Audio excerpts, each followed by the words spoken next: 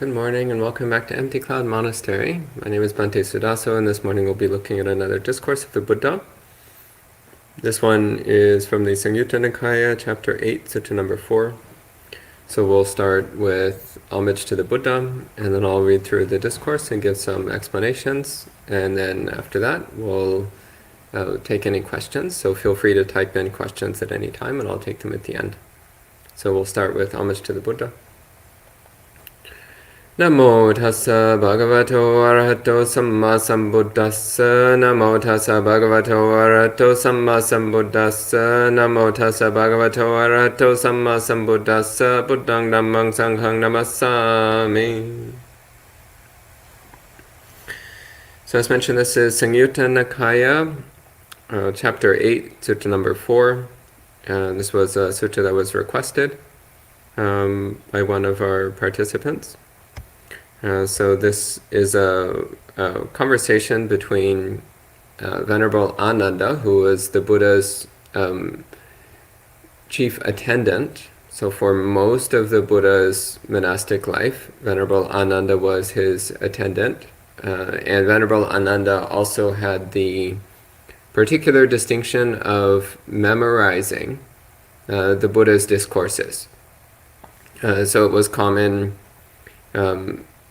in the time of the Buddha, and also for the first several hundred years, it was common for monks to memorize large quantities of the discourses. And in fact, it was relatively common for monks to memorize the entire Sutta Pitaka.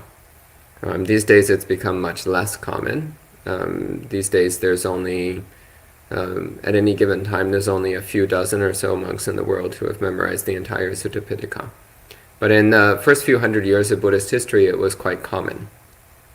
And Venerable Ānanda was supposedly the first monk who had done this, who had memorized every discourse of the Buddha. So even during the Buddha's life, Venerable Ānanda was actively memorizing and reciting all of the Buddha's discourses. And then after the Buddha passed away, then was passed on to the rest of the monastic community to continue. And Venerable Ānanda in the sutta is talking with Venerable Vaṅgīsa.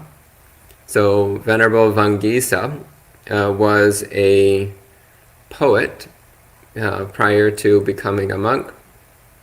And he was known for having a bit of a problem with sensual desire. So one of the rare cases of a greed type becoming a monk. So we have a handful of discourses with Venerable Vaṅgīsa, and they're always either about Vaṅgīsa's skill with poetry. So there's some very nice Dhamma verses which are ascribed to Venerable Vaṅgīsa, or they're about Venerable Vaṅgīsa's struggle with sensual desire. So this particular discourse is in the second category.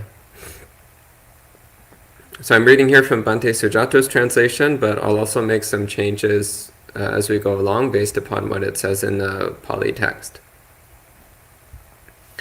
So this says, at one time Venerable Ānanda was staying near Savatthi in Jeta's Grove, Anathapindika's monastery. Then Venerable Ānanda put his robe on in the morning, and taking his bowl and robe, entered Savatthi for alms, with Venerable Vaṅgīsa as his companion monk. At that time, Venerable Vaṅgīsa became dissatisfied as lust infected his mind.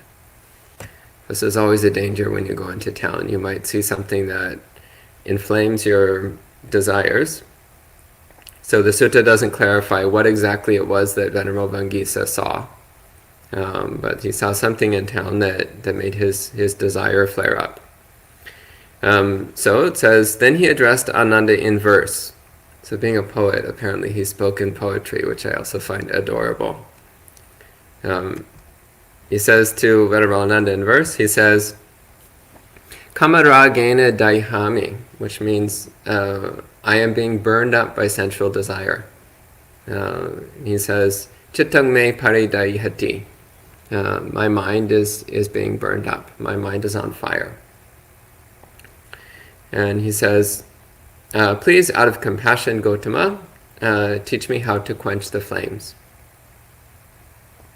So You'll note here that he referred to Venerable Ānanda as Gotama, and that's because Ānanda was from the Gotama clan, so the same clan as the Buddha. So we sometimes refer to the Buddha as Gotama Buddha, but it should be understood that Gotama was his surname, it was his clan name, like Mr. Smith or Mr. Johnson. So he was Mr. Gotama, so the Buddha from the Gotama family. So Ānanda was another Mr. Gotama. And there were many other monks who were also from the Gotama clan. So there was actually in one place in the suttas, it seems that the Buddha ordained about half of his former family, which I also find adorable. So the great compassion of the Buddha was that he ordained half of his clan as Buddhist monks.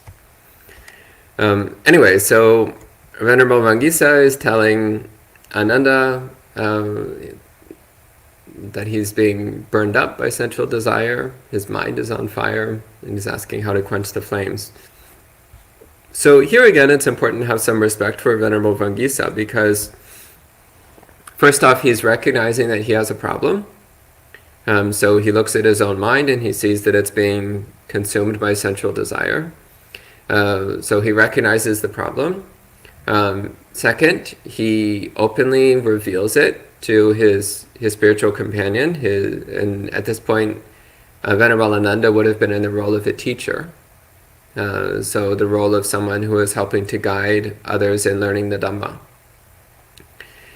So he reveals it to his companion, and he asks for advice. So this is all very much in accordance with Dhamma. We're not always expected to try to sort out our issues on our own, but rather it's considered wise and appropriate to reveal our shortcomings, our defilements, our flaws to our spiritual companions, our trustworthy spiritual companions, and especially our spiritual teachers. We reveal our flaws to them and we ask for advice. Advice on how to deal with our defilements and obstacles. And Venerable Ānanda replies. He says, "Your mind is on fire because of a perversion of perception." So in Pali, that's sanyaya vipariyesa. So vipariyesa means it's turned around, it's reversed. So your sanya means your perception of things, or how you identify things. It's turned around backwards. So you're not seeing things correctly, you're seeing things upside down. You're seeing things in reverse.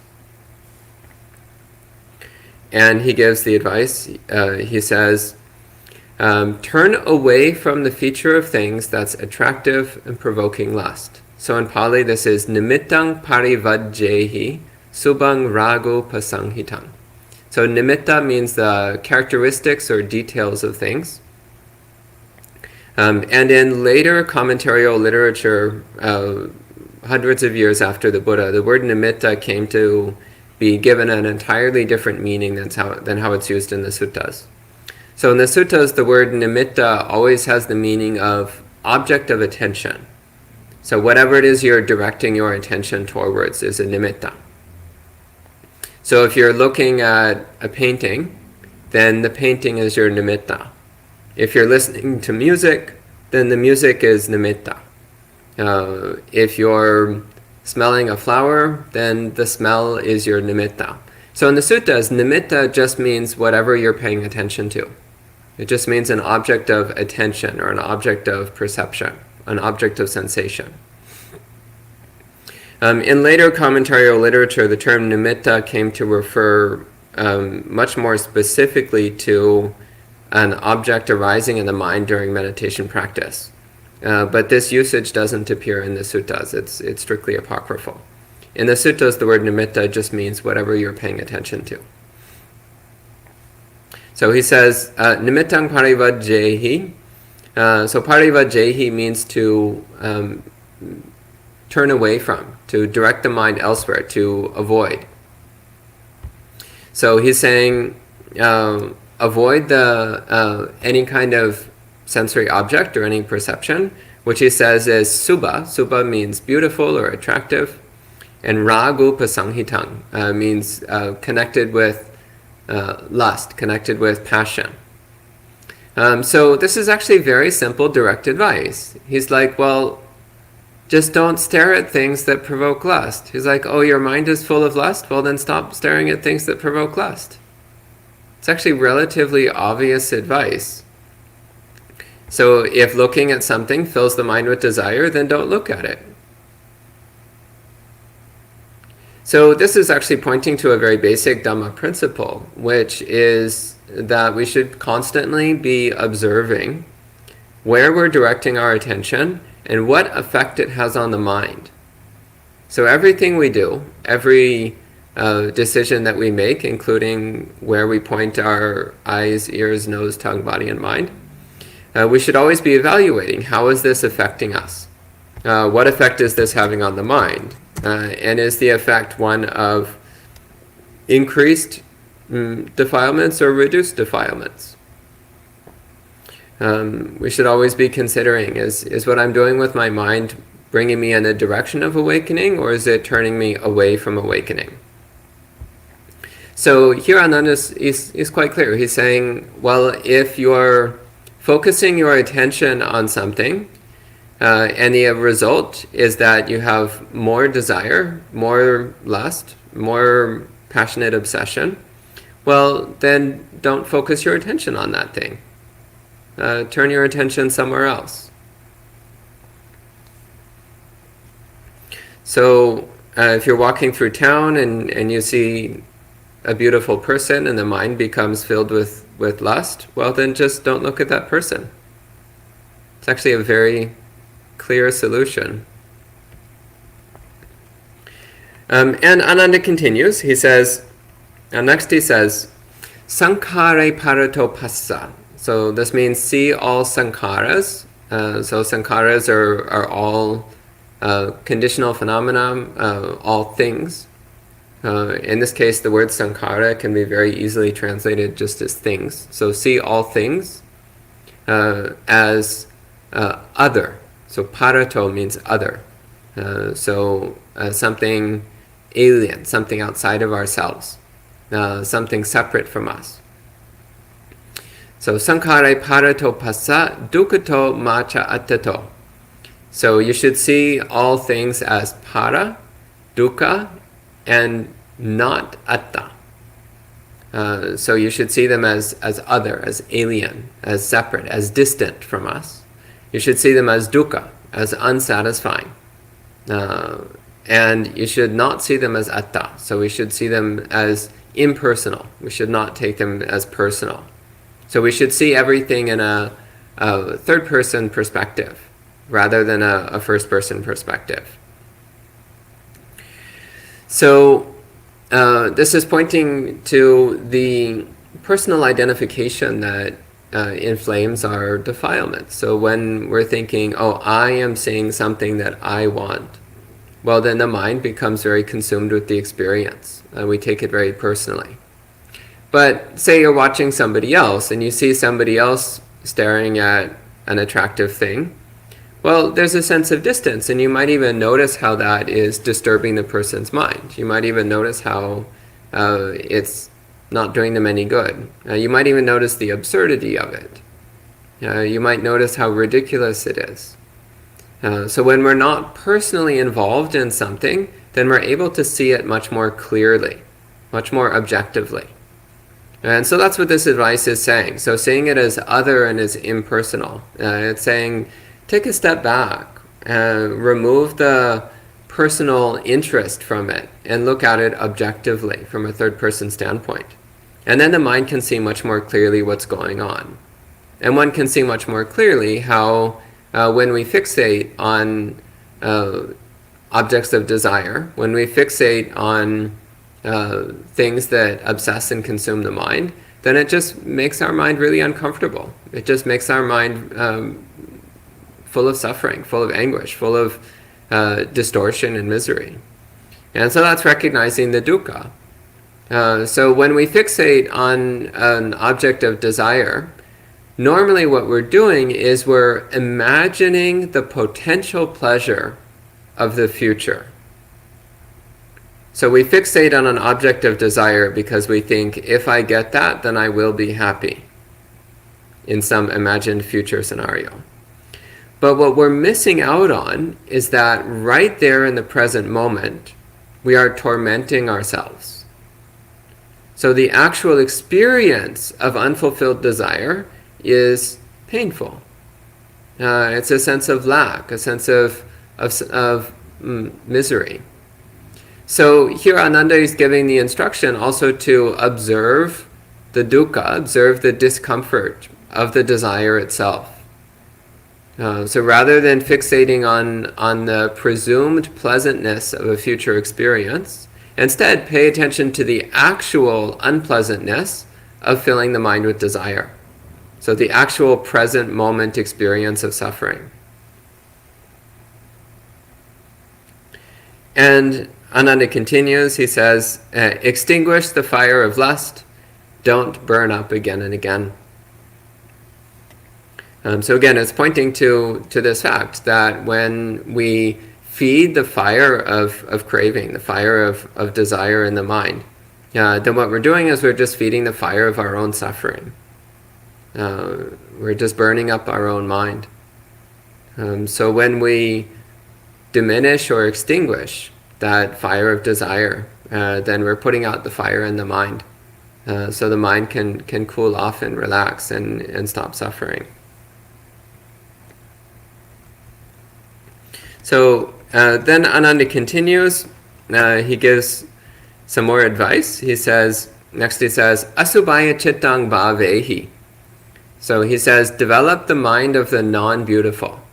So asubhaya chittang bhavehi. So bhavehi is the imperative form of the word bhavana, bhavana is commonly used to refer to meditation practice. So bhavana literally means developing or cultivating or bringing into being. And in particular, it means bringing into being wholesome states of mind. So training the mind in wholesome states. So chittang bhavehi means to train the mind. So again, meditation practice. And asubha. Asubha is one of these words which is very frequently mistranslated and misunderstood. So as mentioned previously, the word subha means beautiful or attractive. So asubha means non-beautiful. But that doesn't necessarily mean ugly. So this is a frequent misunderstanding. When we talk about perceiving things as asubha, that doesn't mean that then we're supposed to hate everything and think everything is disgusting. Rather, it means we're meant to see it as not beautiful. So the reality is that things are what they are. Things are inherently neither beautiful nor ugly. Inherently, they just are what they are. So if you look at a yellow cushion, well, you might really like it and think it looks great. Somebody else could look at the same cushion and think it's kind of hideous. Same with people. You might look at a person and think, oh, that person's really beautiful. And somebody else will look at the same person and think, they're kind of ugly. Not so great. So it's like the old saying, beauty is in the eye of the beholder. It's pointing to exactly this, that the concepts of beauty and ugliness are not real. They're not objectively real, but rather they're perceptions that we impart upon experiences. So the practice of asubha is training the mind to stop imparting the concept of beauty onto things. Again, this does not mean that we start viewing everything as ugly. Rather, it means that we stop viewing things in terms of beauty and ugliness. So we view things from an objective, neutral standpoint. So asubhaya chittang bhavehi means to train the mind in the non-beautiful. So training the mind in seeing things as non-beauty. So dropping the concept of beauty or the evaluation of beauty from the mind. And he continues, he says, ekaggang susamahitang So ekaga means unified. So this is referring to when the mind is stabilized and focused, particularly during meditation practice. And su samahitang, the prefix su means good or well, and samahita is the past participle form of the word samadhi. So samahita means entered in samadhi, in concentration, in stillness, collectedness of mind. So when the mind is unified and well collected in meditative concentration, that's ekagang susamahitang. And he continues, he says, Satikayagata tyatu nibbida bahulo bhava. So satikayagata means with mindfulness focused on the body. So this is one of the most common recommendations throughout the suttas, is to develop mindfulness of the body, to constantly focus our attention on a sharp, clear awareness of our own body sensations, of our own physical experience. And so he says, with mindfulness focused on the body, develop a lot of nibbida. So nibbida is a word which we commonly translate as disenchantment. It's translated here as disillusionment, which is okay, it's in the same general category. But it's helpful a bit to know the etymology. So nibbida is from the verb nibbindati, which has the prefix ner, which means to stop or to put down, and vindati. Vindati means to search for something. So nibbindati means when one stops the search, we stop seeking. We stop seeking for pleasure in external sources. We stop seeking for pleasure outside of the present moment. We stop seeking for pleasure in limited experiences. So, and why do we stop seeking for pleasure in limited experiences? It's because we've seen that they're not capable of bringing genuine happiness or serenity or wisdom. So nibbida then is when we've recognized the limitations of ordinary pleasure, and therefore the mind naturally drops. It drops its search for sensual pleasure. Naturally, the mind loses interest in pursuing ordinary sensual pleasure. So nibbida then is a state of serenity, in which the mind is relaxing into the present moment with an attitude of contentment and joy, a serene acceptance of the way things are, rather than trying to seek satisfaction or pleasure in some other experience. And then Ānanda continues, he gives further advice. Next he says, animittancha bhavehi.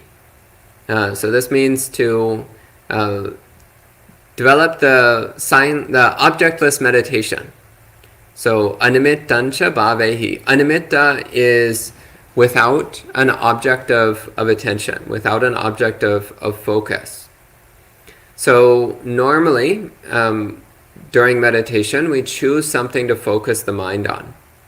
In mindfulness of breathing, we're focusing the mind on the sensation of breathing. In loving kindness meditation, we're focusing the mind on the emotion of loving kindness, and so on. But in animitta meditation, objectless meditation, the practice is to drop all objects.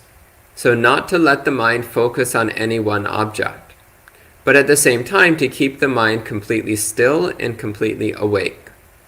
So this is referring to a relatively advanced style of meditation practice, which is mentioned in many places in the suttas, as being a direct route to full awakening.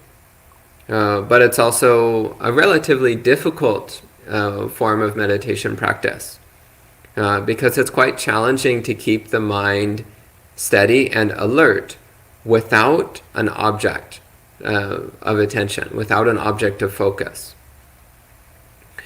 So animittancha bhavehi, so cultivate objectless meditation.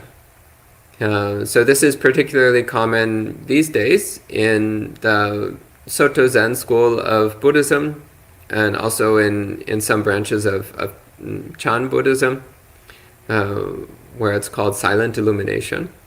So the practice of objectless meditation, of dropping all objects, dropping the fixation on any particular aspect of our experience, and allowing the mind to be very still and very alert. And Ānanda continues, he says, Ma na nusaya ujjaha. So this means to uproot or discard the tendency towards conceit. So mana means the concept of self-existence, the self-concept. So this is, in the suttas, the practice of objectless meditation is commonly associated with letting go of asmimana, letting go of the concept of self-existence, the concept I am. So when we drop all nimitta, when we drop all objects, when we drop all perceptions of things while keeping the mind steady and alert, then what happens is we wind up also dropping our self-identity. Which is why objectless concentration is directly connected with the realization of non-self. So it's a form, objectless meditation then is a form of conjoined samatha and vipassana. So it's a form of samatha practice in that it's cultivating samadhi, it's cultivating a unified stillness and alertness of mind. But it's also a vipassana practice in that it is dropping anything which we identify as me or mine. Therefore, it leads directly to a realization of the truth of anicca and anatta, of the impermanent and impersonal nature of reality. And Venerable Ānanda concludes with the encouraging remark. He says, Tato mana bisamaya upasanto charisasi. Says, when you have fully understood conceit, then you will live in peace. So this again is pointing to the fact that when we fully understand, when we fully break through self-identity, when we relinquish self-identity, when we recognize the impersonal nature of reality, then we finally are at complete peace. Then the mind is finally completely serene. So that's the end of the sutta. At this time we can respect the sutta with 3 sadhus, and then I'll see if there's any questions. Sadhu, sadhu, sadhu. And hello to the people joining in online. Hello to Richard, Mike, John, Rebecca, Christina, Maria, Gregory, John, Jayanta, Jay, Manal, Yankee, Sud, and Jody. Good to see all of you. And Olga. So Mike is asking, is this advice a specific application of the restraint of senses talked about in Majjhima Nikaya 2? This is an example. So sense restraint in the suttas is normally defined as to not fixate on the nimitta and the anubhyanjana of things. So nimitta meaning the characteristics or the details, and anubhyanjana meaning, again, the details, the specific attributes of things. So not to fixate on nimitta and anubhyanjana, not to fixate on the characteristics and details of things. In particular, not to fixate on the details and characteristics which provoke desire or aversion. So sense restraint then is not to focus on the sensory impressions which strengthen our defilements. So in the sutta, that's very similar to the instruction Ānanda gives initially to Venerable Vaṅgīsa, where he's saying, well, you're fixating your mind on things that you find attractive and beautiful, and that's why your desire is building up. So he's saying, well, don't fixate on the nimitta, don't fixate on the things which are attractive and beautiful. Don't fixate your mind on sensory impressions that fuel your desires. So this is in fact an example of sense restraint. And then we have a question from Sud. Sud says, do you have any advice as to how to invoke the sankhara of mindfulness? That's an interesting way of putting things. How to invoke the sankhara of mindfulness that one can work on this advice by Ānanda, and any advice on how to not forget paying attention to these things. Well, I mean, the reality is that if we don't fill our life with reminders of the Dhamma, then we will forget. If our life is filled with reminders of sensual pleasure, then that's what we're going to constantly be doing with our mind. So it's important to deliberately fill your life with reminders of the Dhamma. So your home should be filled with Buddhist imagery, Buddhist iconography. Your bookshelf should be filled with Buddhist books. A lot of Buddhist people have a little Buddha statue on their dashboard, or a Dhammacakka hanging from their rearview mirror, or things of that sort. So in your car, you're reminded of the Dhamma. You can set your car radio so that the first thing it plays when you turn on your car is Dhamma talks or Buddhist chanting. So again, you start filling your life with things that remind you of the Dhamma. And then your mind will constantly go towards the Dhamma. But it has to be done deliberately. Otherwise, what will happen is that our mind will constantly drift away and get caught up in worldly things.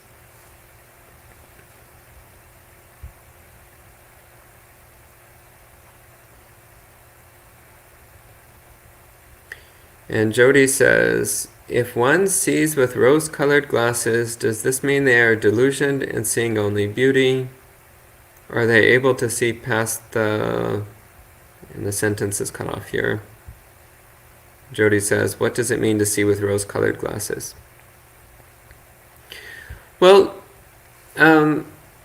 usually when the expression to see the world through rose-colored glasses means having an unrealistic perception of everything being perfect. That's usually what people mean when they use that expression. So in Buddhism, we're trying to train the mind to see things as things actually are.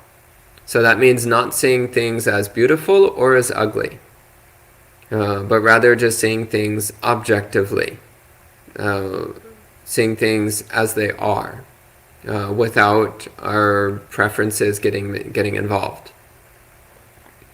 So I don't think that really has much to do with the saying of seeing the world through rose-colored glasses. It seems like something quite different to me. And Richard says, I remember this statement from a Zen book I read years ago. The mind not touching things, the steps not placed anywhere. Would this be an example of objectless meditation?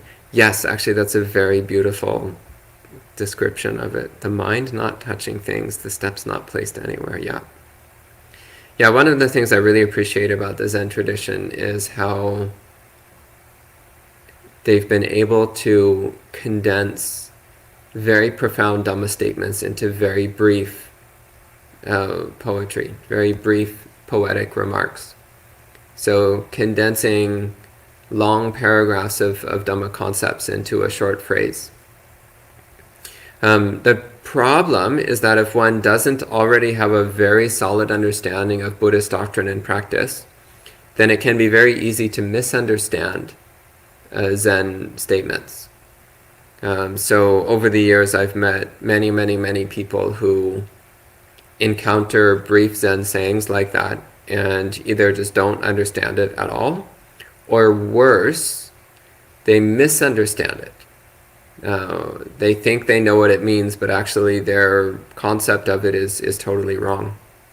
So again, Zen Buddhism, particularly Chinese Zen, Chan Buddhism, it's full of these incredibly beautiful and precise, brief Dhamma statements, like this lovely little description of objectless meditation. But those statements are aimed at people who already have a thorough understanding of Dhamma.